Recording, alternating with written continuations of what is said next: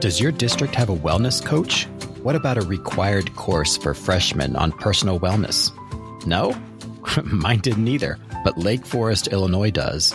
And in this episode, I sit down for a conversation with Dr. Matt Dewar, wellness coach of Lake Forest High School. Stick around. Welcome to the Teacher's Classroom, the podcast that explores current topics in education with your host, Matt Weld. Welcome back. My name is Matt Weld, the host of the Teacher's Classroom, and today it's the Matt Show as we talk about programming, self-care, emotional regulation, breathing, and so much more. It's the Matt Show today. Matt squared. Matt squared. Absolutely. So, on the line with me today is Matt Dewar, and I am really excited to be having a conversation with him because it looks like, according to his bio and the way I stalked him on LinkedIn, he has been on this wellness and self-care journey for a long time, and I am fairly new to it. So, yeah. And the cool thing is that he has a program at a school, and we're going to get into that. So, Matt, thank you for being here. Thank you for having me. So can you guys kind of start and introduce yourself and where you are and where you've come from? For sure. I am currently the Wellbeing Coordinator of Lake Forest High School in Lake Forest, Illinois. And I've been at the school since the fall of 2003 in a variety of capacities. It's actually a really funny story.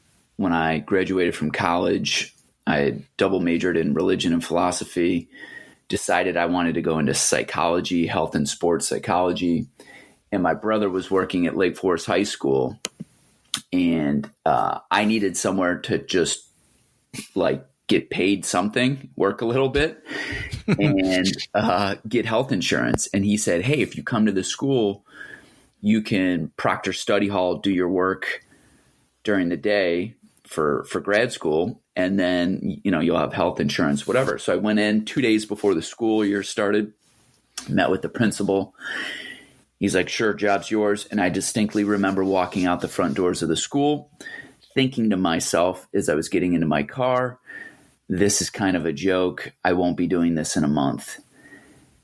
As if and here you are. And here I am. And so I fell into education. Education found me, and I'm glad it did. And it'll be very easy for me to go into the weeds here in terms of stories, so I'll keep it short. But I fell in love with being in a school environment and realized that there's something pretty special that goes on in classroom spaces and in schools. And so I eventually quit the psychology program, went back, got certified to teach. I've taught English. I've taught a class called Wellness for Life. I've sponsored the Intramural Bowling Club. I've coached cross country. I've coached basketball.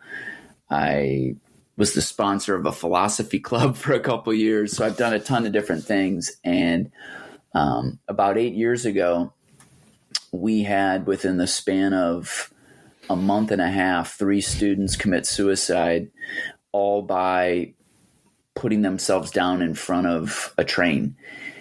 And it was all within about a mile of track. One student, in fact, was actually at school and walked out the front doors and walked across the front lawn of the school and did this. And so during this time, I should also say that I teach in the community where I grew up. I went to the private school for high school. So I have 5 brothers. They all went to Lake Forest High School. I went to Lake Forest Academy. I was the only one who didn't actually go to Lake Forest High School. So I'm long familiar with kind of the general culture and climate of our community. And we do a lot of things really well. It's a wonderful community. It's a great place. That's why I'm there as an adult. But one of the things that we've historically kind of needed to work on was acknowledging the struggles that young adults go through in our community as they try to meet and fulfill often unrealistic expectations. So tell me a little bit about Lake Forest. Like what makes your community special or unique? It's a town that is very affluent. And from the beginning of the town, it's one of the only towns in the United States that was kind of created and crafted all at once. And the story goes that Chicago was booming, and the Methodists wanted to get out of the city and move north and kind of establish their own educational and religious community. And so the Methodists settled in Evanston and created Northwestern, I believe, and kind of had this community going outside of the poverty and the pollution and all the things of the city. Well, the Presbyterians saw this, the wealthy Presbyterians, and they're like, that's a great idea. We're going to go even farther north and create what is now Lake Forest. And so they brought in a cemetery designer from St. Louis who designed the blueprint of the community like at one time. And it's on the lake. It's on Lake Michigan. And at the center of this meandering, I don't even want to call it a grid. It's just a blueprint for these roads that are all winding through ravines and by the lake. And at the center of it was the Presbyterian Church and what is now Lake Forest College. It was called Lynn University at the time. And so Presbyterian, this community was from the beginning, had this strong sense of religion and education kind of at the center of the community and literally at the center of the design of the town. And there was one road in and one road out. So it was a very sheltered community. And so many of those early visions still persist in the community, that it's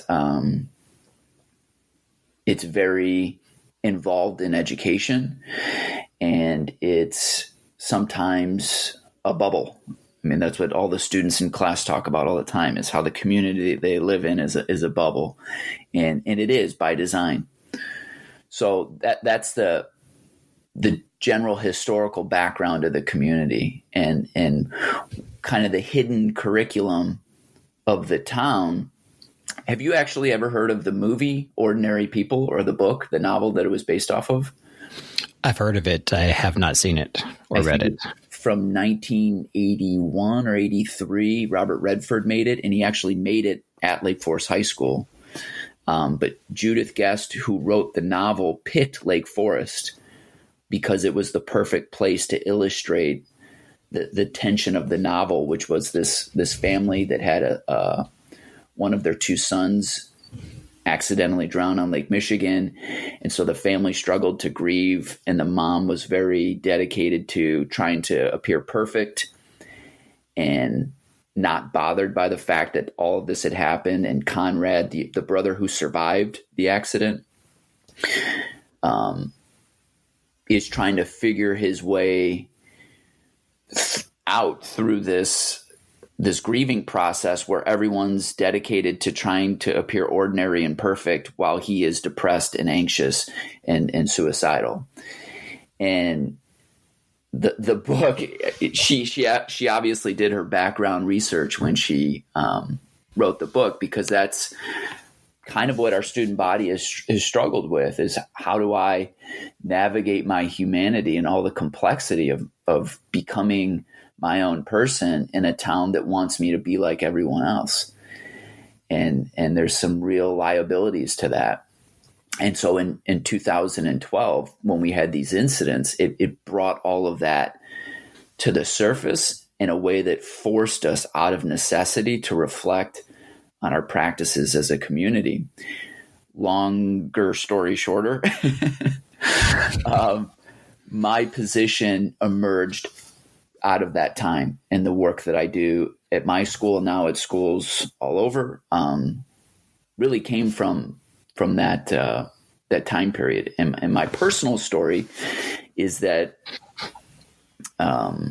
growing up, I had anxiety and panic disorder,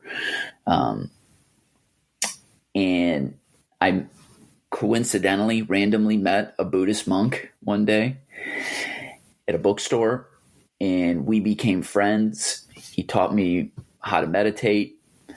He gave me an open invitation to study in Korea. He was from South Korea in the Zen tradition. And I eventually dropped out of college my sophomore year. My parents loved that I did this. That's sarcasm. Especially if they're from Lake Forest, right? Yeah. And especially also when my dad ended up paying for a semester's worth of college that I got no credit for. Yeah. So I dropped out without telling them that I was going to do this. And I went to the other side of the world, and I lived in a Zen monastery for almost 5 months, practicing meditation and all sorts of stuff.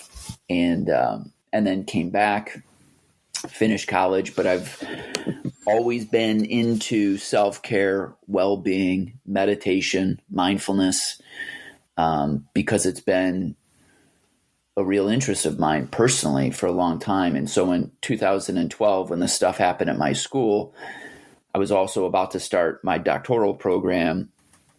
I said to the school district, hey, I've been doing all these self-care practices for a long time. They've been totally life transforming for myself.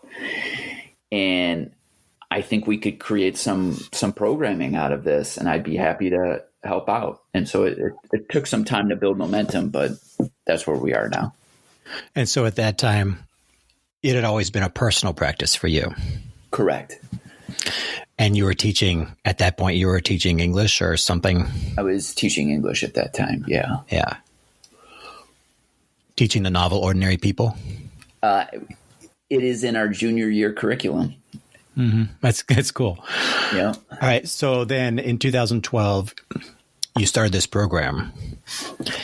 And it doesn't sound like there was much convincing that had to go on to the school because of the unfortunate incidences with those students. Because I'm giving you the condensed version, it might give the appearance that was the case, but there was a lot of convincing. Okay. And it took a couple years and a couple principals to get to the place where the message was fully received. And it really picked up in what year is we're in 2020. I would say in 2016 is, I think, when my position, Wellbeing Coordinator, was actually formally put on paper. And in that same year, I started building a mindfulness program, and kind of a stress management program for students. And then it led to teachers, and then it's spread since that time. So tell me a little bit about the program for students, how it started, what it is now. Yeah. In terms of general well-being, we created a class called Wellness for Life, which in the state of Illinois, as a freshman in high school, you're required to take a semester of physical education and a semester of health education. Mm-hmm. And so we got together as a school district with the community and said, how can we create a class that really intensively focuses on social emotional learning and stress management from the get-go? And so what we ended up doing is creating a pilot course that was year-long that combined the PE and health credit into one course that met all the state requirements for movement and physical activity and all the disease prevention that's basically a part of health education, and then go way above and beyond that and talk about what does it mean to be self-aware? What does it mean to manage yourself in a conscious way? What does it mean to communicate clearly and be empathetic? What does it mean, or how do you reach out to external resources when your internal states exceed your capacity to deal with them? Because no matter how good your stress management skills are, at some point we all have moments where the moment exceeds our capacity to deal with it. And so in those moments, we have to reach out to external resources and people. Mm-hmm. And what does that look like? And what are the obstacles to doing that? So this course is amazing. And it started as a pilot. And then over the course of a couple of years, a majority of the freshmen were taking the course. And so we decided it's mandatory. So now every freshman takes Wellness for Life and gets this tremendous opportunity to explore these issues in depth. So is your district a high school district, or are you a consolidated? So good question. It's confusing. Technically, we're a one school district, which is a total anomaly. But the feeder we have that here too. You have that there too? Yeah. Yeah. And so it confuses people all the time. But the district that is the feeder schools, I mean, all these schools are within walking distance of the high school, essentially. Right. So it's kind of, the two districts often operate as one, and at other times are totally separate. But when we plan courses like this and initiatives like this, we're getting information from the feeder district, basically. Feeder districts, there's actually two. So how are they starting to see the benefit of this, and is it slowly trickling down into those districts? We're definitely seeing benefit at the high school level. In the junior high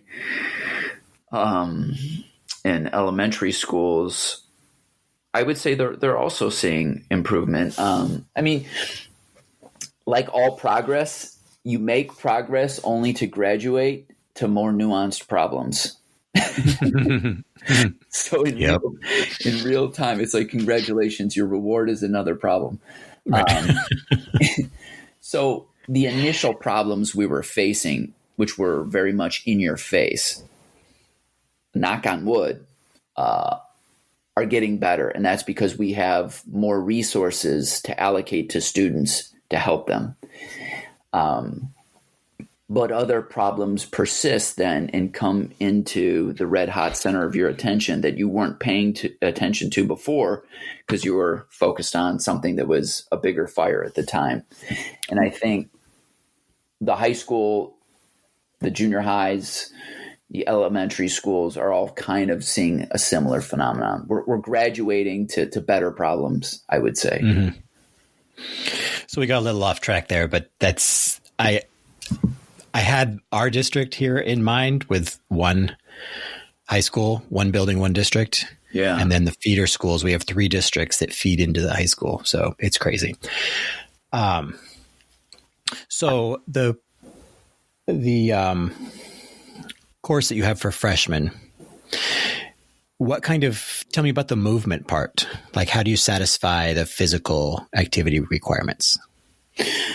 So we're trying to move more and more towards lifestyle and lifetime activity.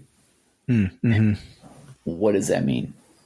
That means when you look at the populations in the world with the lowest morbidity and mortality and the highest quality of life, what you see is that these people don't work out. They don't have health clubs. They're not doing bicep curls and tricep extensions. But physical activity and movement is integrated into the very fabric of their day-to-day life.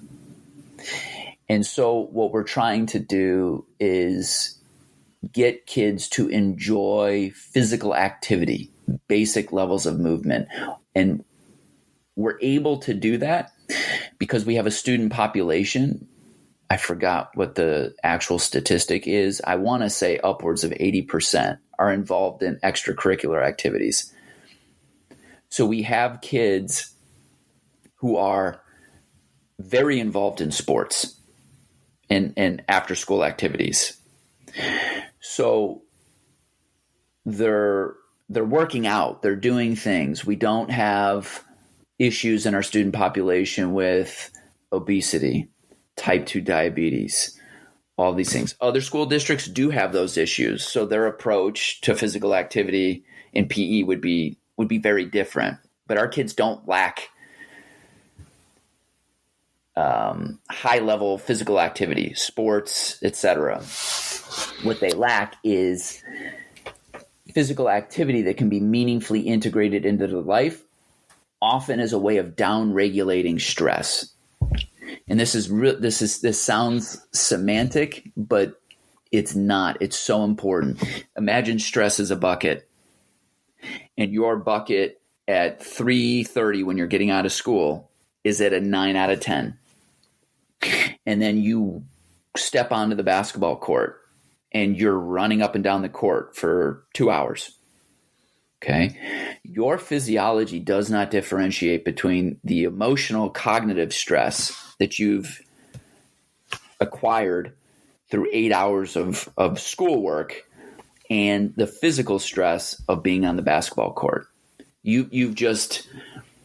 You've put more stress. So now your bucket's overflowing, right? We wanted in this class to help students do physical activities that offset the rising level of stress in the bucket. So things like walking, breathing, yoga, Tai Chi. When I taught Wellness for Life, I've done Tai Chi, I've done yoga, we've done meditation. We called it Mindfulness Monday, where we do all sorts of different meditative techniques. We would go on mindfulness walks. So physical activity that is not just about getting your heart rate up, but physical activity and that builds somatic awareness of your body, awareness of internal states. So that you become aware of the fact that your stress level, like water in a bucket, is getting too high. And so how do you get some of that water level back down to a normal, healthy place? And so there are physical activities that you can do that help you manage stress rather than just amping up your heart rate. Does that make sense? It does. No, it makes total sense. And the fact that you're introducing some maybe, I don't know if non-Western is the correct term, but non-American ways of reducing stress, because most people say that, if I need to go work out, which means you stop by, the gym and lift a crap ton of weight and run 5 miles on the treadmill in 3 minutes, and then that's your decompression on your way home from work, the stress of work. Right. And the reason we're taking the approach is research. We know now there's enough research that shows when you're stressed out all day and then you go and become a treadmill warrior after work and you grind out 5 miles on a treadmill, what it does is it changes your appraisal of stress, meaning it changes how you experience the sensations of stress in your body. And in the moment, you can create a more positive appraisal of what stress feels like by exercising. But at a deeper physiological level, you're just adding more stress to the system. And over time, that's detrimental. And we're seeing that more and more. I use the example with students. imagine two people who assess their internal state at a 10 out of 10. So their bucket is to the rim with water. One is on a roller coaster and wants to be there. And one is about to take a calculus exam. Okay. In the moment, and doesn't want to be experiencing a 10 out of 10. In the moment, their assessment of their state changes the way it's experienced. But if I'm going to change analogies here, but if two cars are driving 100 miles per hour and one person wants to be and one person doesn't want to be, you're still using just as much gas. That's interesting. And so we want the physical activity portion of this class. We want kids to realize that exercise, in terms of how we would typically conceive of it, is one option on the menu. And whether or not you're maximizing the adaptive value of that exercise is really dependent upon how ready you are for the stress of the exercise in the first place. And I've told coaches at this school where they've asked, start creating some parameters of assessment to see where kids are at. Take a CO2 tolerance test, which I can talk about if you want. Have kids start doing their resting heart rate when they wake up in the morning. If it's always 52 and you wake up and it's 58 or 60, you're overtrained, you're fried, your bucket is full. And if a majority of your team is in that place, then maybe a practice where you're doing some breathing to downregulate and you're going through film instead, and allowing your physiology to recover so you can get back to a place where that physical stress will actually be adaptive and helpful. So in the course, we're taking this approach, just trying to make kids more intelligent about understanding where their stress is at and how to make better decisions under stress. In addition to that course, we have a course now that kids take their sophomore year that trains them to be peer leaders and TAs in classes. So when I taught Wellness for Life, I had anywhere from 2 to 4 student TAs helping me teach the course, and they would be juniors and seniors. So this is awesome. You have juniors and seniors teaching freshmen, and there were often times where I would design a day around maybe decision making.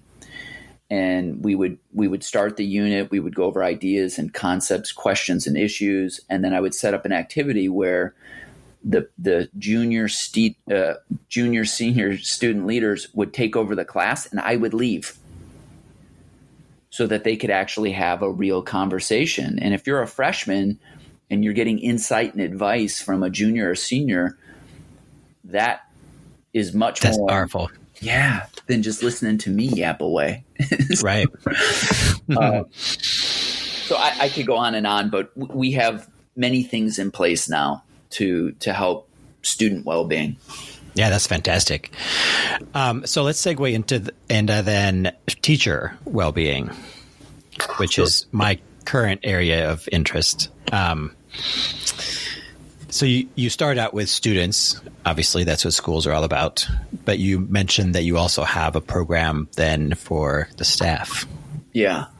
And I want to speak to what you just said, because that was our approach initially as well. Start with the students. But we realized quickly that it really starts with the teachers. Well, you can't exhale till you inhale, right? Yeah. And teachers, we're a destination school, which means teachers are going to be there for 30, 35 years. Mm-hmm. And they're the prevailing culture. They provide the norms. And if they're not healthy, the students are living in their world. And we keep talking about the young adult mental health epidemic. It's not a young adult, it's an adult. We're not healthy, and young people are living in our world. And I often use the analogy with teachers. A man named, I think, Christian Huygens, I think is how you say his name, invented the pendulum clock 400 years ago. And he discovered that if you put multiple pendulum clocks on the same wall, that they'll sync their cadence over time, right? And I say to teachers, you are the master clock. You are the master pendulum of every classroom. And your cadence, if it's dysregulated, you're going to sync every kid in that room to your cadence. And when kids are syncing to an emotionally dysregulated cadence of a teacher, they're not actually learning. Some students will become they'll become compliant, and they naturally have those skills where if you tell them to fill out a worksheet, they'll fill out the worksheet. If you tell them to memorize these things, they'll memorize these things just because they naturally have the ability to do that. But don't mistake that with actual learning. And then some students don't have that ability to just be compliant. And so then those are the students who will push back. And what I've found in doing this work is that the teachers who have the hardest time regulating their own emotional pendulums, ebbs and flows and swings, are the ones who tend to have students who will be most reluctant to speak in class, or students who push back, who get sent to the dean for being mouthy, etc. And so we know this from being adults in our own home. If I come home and I'm in a state, I'm in a tailspin, everyone else in the house responds to that. And then I sit there and I'm pointing the finger at them. Why are you acting like this? And I think they're just trying to make me angry or something. And then when cooler heads prevail, I realize I completely set the tone for all of that the moment I walked into the house. And we do this all the time in classroom spaces, on sports teams, as coaches, as administrators. And so even CASEL, the Collaborative for Academic and Social Emotional Learning, their second recommendation for building school-wide SEL is build adult capacity. And that comes before building student capacity. And the reason they're saying that is they're the hub of research on all of this. And they see that if SEL is going to work and develop and be sustainable in schools, it's got to start with adults. We model everything, and kids are constantly syncing their emotional rhythms to us. Right. So what does your program look like? Is it like, do you have official meet times, activities? Yeah. Books they're supposed to read? Like, what does it look like? So we have book clubs around books like Mindset. I think we've done Grit. We did a Max Van Manen book, who's kind of an unknown in major circles. Hold on, I'm looking for it here on my bookshelf. I'm going to grab it real quick. It's called The Tact of Teaching, The Meaning of Pedagogical Thoughtfulness, which is a phenomenal book. We did a book club on that. We do Friday morning mindfulness for teachers. I do a Monday morning mindfulness for the entire special education department. We have late starts built into our weekly schedule. And during 4 late starts first semester and 4 late starts second semester, I teach an SEL focused class for about an hour and 15 minutes that teachers can take. I set it up so it's progressive. So if you want to take it 4 times first semester and 4 times second semester, each one is introducing new stuff. So there's a progression. But I also set it up where if you just want to do a drop-in and come in once because you like the topic, like stress management or something like that, or co-regulation, then you can jump in and do that. We do a survey called the CSCI, and that assesses, both students and teachers take that, which measures all different dimensions of well-being. I have teachers come in and do teacher wellness drop-ins. So if you're a teacher and you're having a hard time and you want to improve your self-care, set up an appointment with me. We'll sit down, we'll talk. I'll share some protocols. We'll create a plan. And so some teachers reach out for that.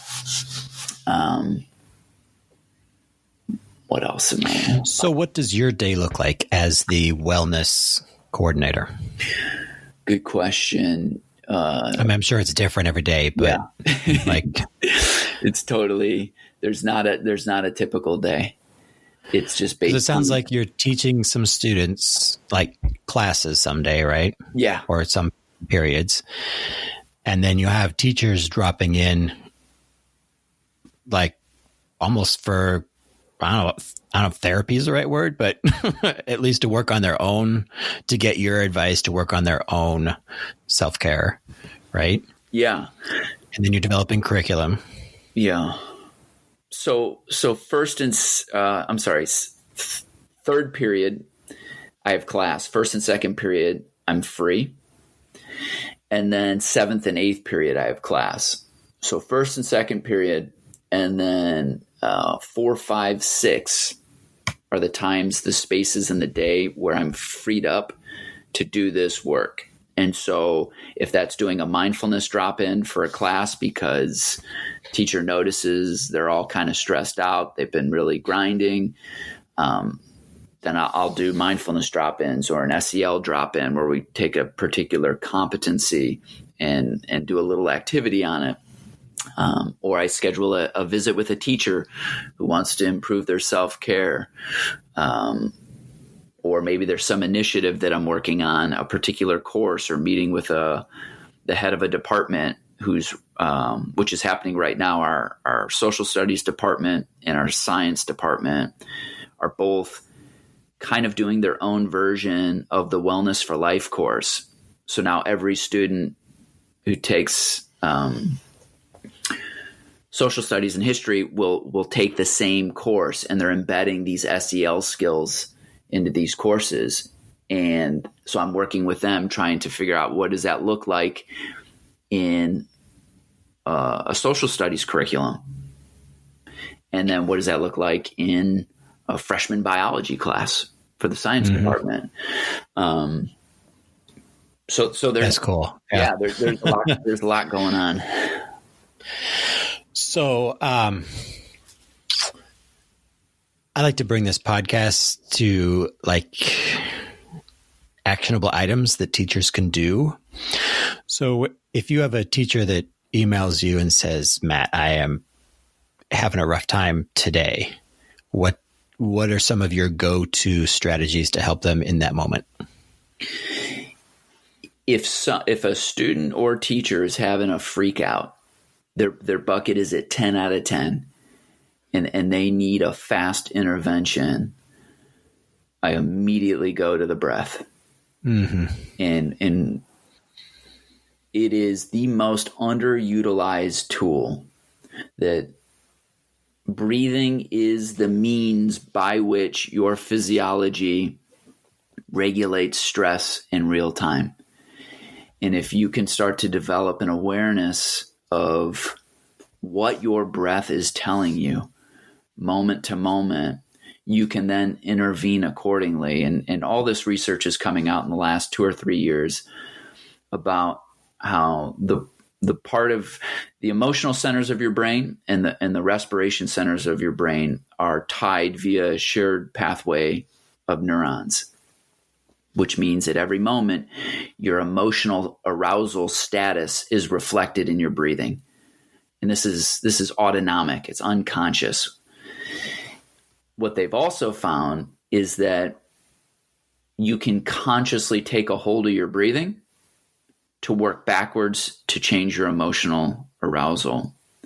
So what's cool is brain circuitry is like dominoes. And once the dominoes start falling, it's nearly impossible to use your mind to stop the cognitive stress think about it. When you're stressed out, trying to talk yourself out of it or do something cognitively is essentially impossible. One of my friends says it's like trying to use a lasso to catch a cloud.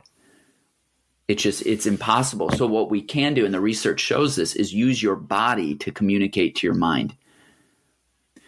And so there's 3 ways of doing this. 1, breathing. Change your breathing. And that's because the phrenic nerve that goes from your diaphragm, which controls your breathing, goes directly to your brain.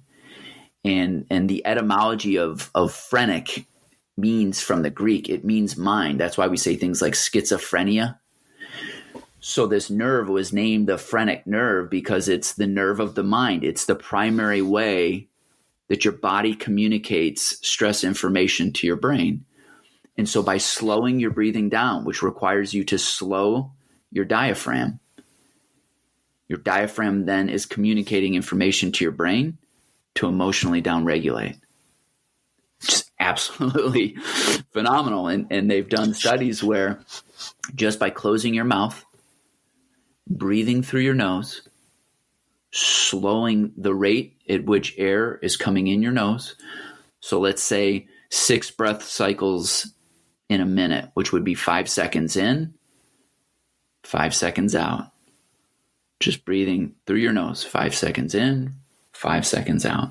Within 3 or 4 minutes, you will have downshifted your emotional state.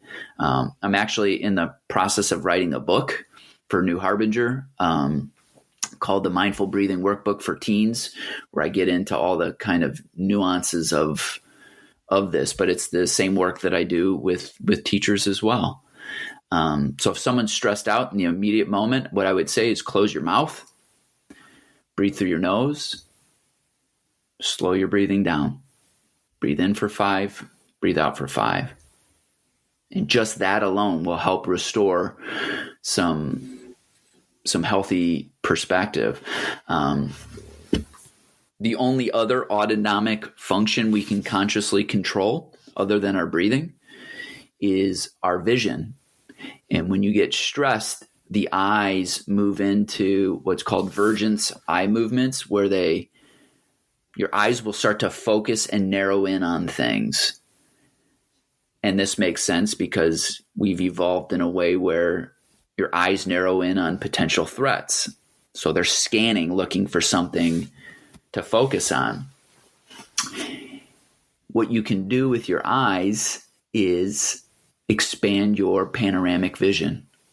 So notice that your eyes are narrowing and simply open up your peripheral vision so that you're gazing. And the best way to do this is to be out in nature.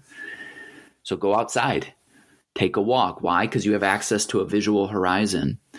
One of the things research shows is the easiest way to stress people out is to put them in a room with no visual horizon. And yet we do this to kids and teachers all day, every day. So breathing, get outside, open your peripheral vision. And then, of course, just physical movement through space is also calming for a particular person.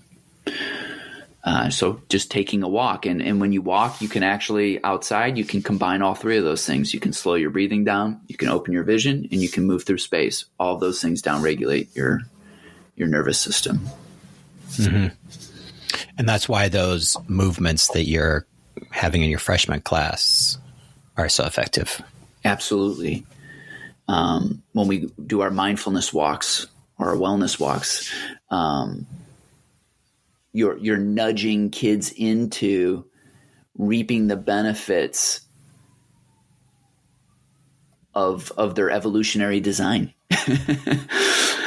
You're putting them into the context that they would utilize if they were living according to their physiology, which is moving out in nature. And it's amazing how it works, right? Yeah. And you said that, and one of the things that I've been so interested in recently is coming back to our evolutionary design, and starting to live as we have evolved to live, which doesn't match how we're living. that makes any sense. So yeah, that's cool that you said that. And from a, if we zoom the camera out, so if someone comes to me and they're immediately at a 10 out of 10, those are the activities that I would give. I've had students with, severe panic disorder, and they'll get a pass to leave to come out of class to find me. And I would do exactly what we just talked about. If weather permitting, I would take them. We'd go walk outside. We'd go get on the track, do a loop around the track, tell them to close their mouth, breathe through your nose. Guess what happens? They stop freaking out. Mm-hmm. So it and if you can't get outside, then just walk around the hall. And it's just exactly what you said. It's bringing your conscious awareness back to your physiology, to your design.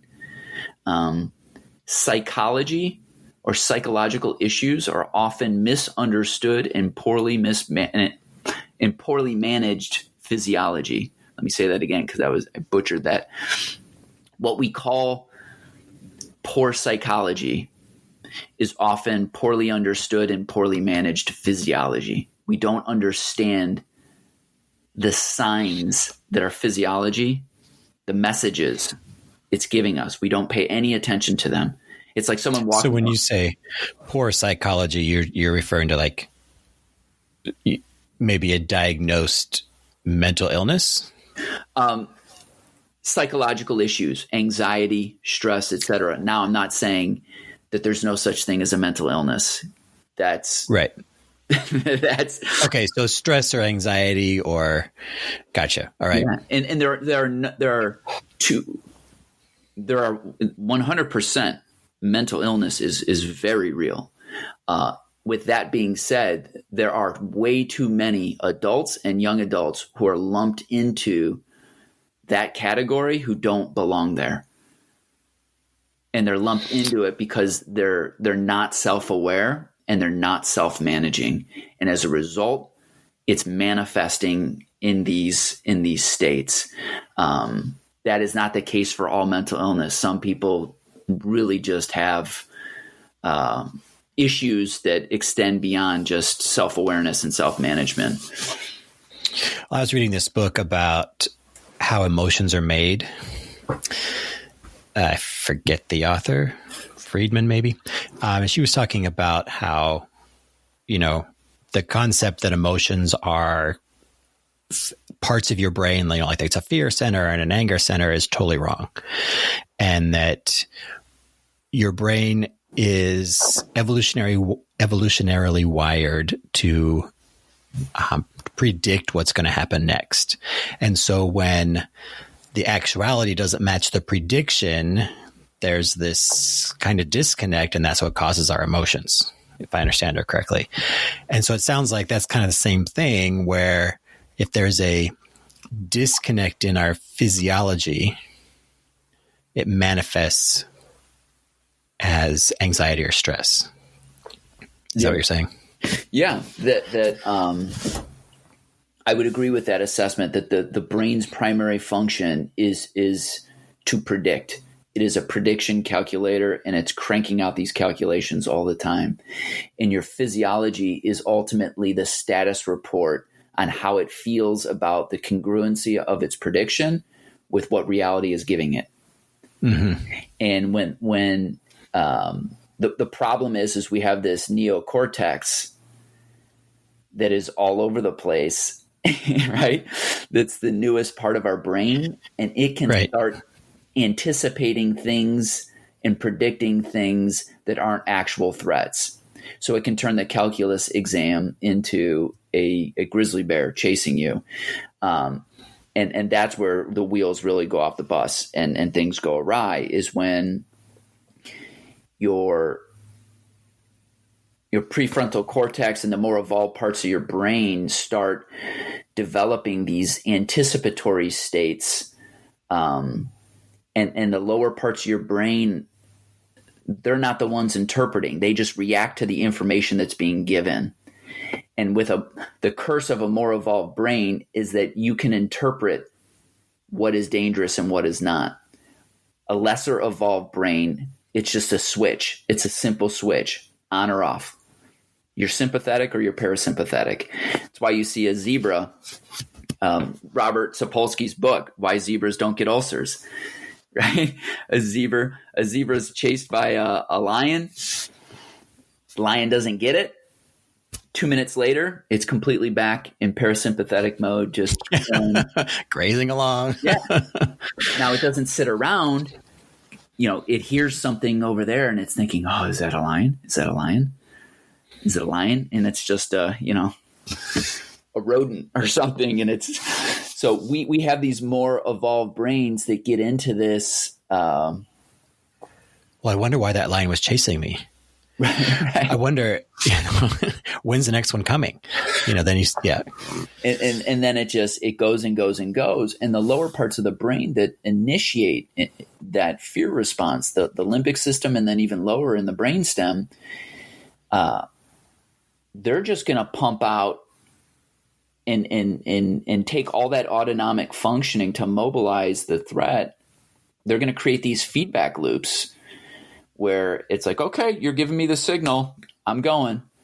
And unless you develop self-awareness and you learn how to intervene with something like breath work, those negative feedback loops are just going to keep getting entrenched.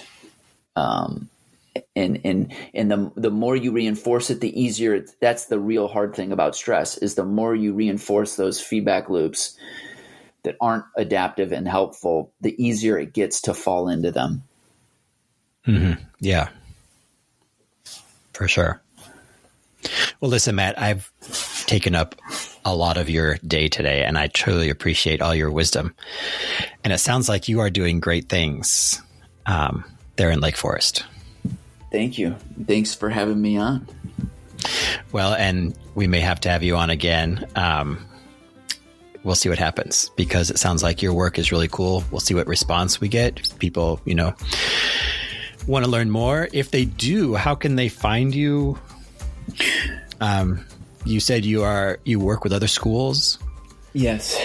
I do collaborate with other schools, do consulting with other schools, lead workshops, retreats, give talks. You can find me on LinkedIn, Matt Dewar, EDD, or Instagram, Dr. Matt Dewar. And I also have a website, mattdewar.com. Perfect. Yeah. All right. Thanks, Matt. Appreciate your time. Thank you. Thanks for having me, Matt.